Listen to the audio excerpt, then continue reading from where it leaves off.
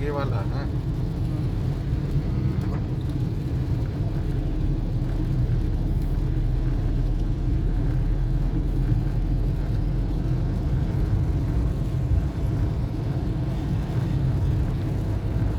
ये हीरो जो कंपनी की वजह से होगा ये जो। हाँ हाँ। अच्छा